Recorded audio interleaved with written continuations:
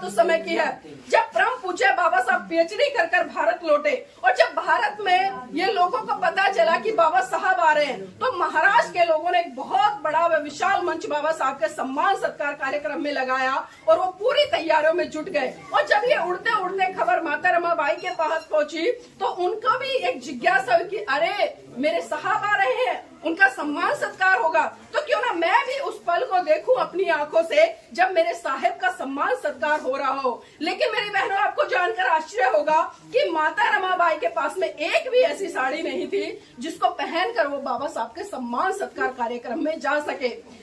तभी माता रमाबाई ने पूरा घर खंगाला लेकिन कोई साड़ी नहीं मिली। उन्हें याद आया कि एक बार साहू जी महाराज ने सम्मान स्वरूप बाबा साहब को एक पगड़ी भेंट की थी, तो माता रमाबाई ने ट्रंक में से वो पगड़ी निकाली और अपनी फटी हुई साड़ी पर उस पगड़ी को लपेटकर वो बाबा साहब के सम्मान सत्कार कार्यक्रम में पहुंच गई। अब एक सवाल है आप सभी से मेरा, जब किसी महिला के पति का सम्मान सत्कार कार्यक्रम हो रहा हो, लाखों की भीड़ उसके सम्मान सत्कार कार्यक्रम के लिए जुटी हो, तो बताइए उस महिला को कहाँ होना चाहिए?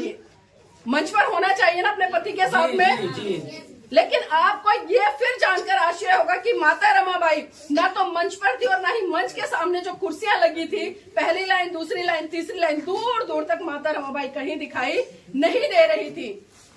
बाबा साहब भी टकटकी लगाकर भीड़ में निहार रहे थे कि कहीं तो मुझे मेरे रामू दिखाई दे। इतने लोग आए हैं, लाखों की भीड़ है, लेकिन रामू कहीं दिखाई नहीं दे रही थी। बाबा साहब का भाषण जैसे जैसे अंतिम दौर में जा रहा था, तभी अचानक से बाबा साहब की नजर भीड़ के पीछे एक पेड़ था और उस पेड़ के पीछे एक महिला चुपके से निहार रही थी, वहां पड़ी। बाबा साहब बिना कुछ कहे समझ गए कि भीड़ के पीछे जो पेड़ है और पेड़ के पीछे जो महिला है जो चुपके से निहार रही है, वो कोई और नहीं बल्कि वो मेरी रामू है। क्योंकि वो अच्छे से जानते थे और वो माता रमाबाई की व्यथा भी समझते थे, तो इसलिए माता रमाबाई मंच पर नहीं आई। और बाबा साहब का जैसे ही भाषण खत्म हुआ तो बाबा साहब सीधा भीड़ को चीरते हुए माता रमाबाई के पास पहुंचे और माता रमाबाई का हाथ पकड़कर बोले कि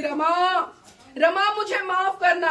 रमा मुझे माफ करना। रमा ऐसा नहीं है कि मैं तुझे आभूषण नहीं दिला सकता, रमा ऐसा नहीं है कि मैं तेरा मान सम्मान नहीं कर सकता, रमा ऐसा नहीं है कि मैं तेरा सत्कार नहीं कर सकता, रमा ऐसा नहीं कि मैं तुझे एक से सुंदर एक कीमती साड़ी नहीं पहना सकता, लेकिन रमा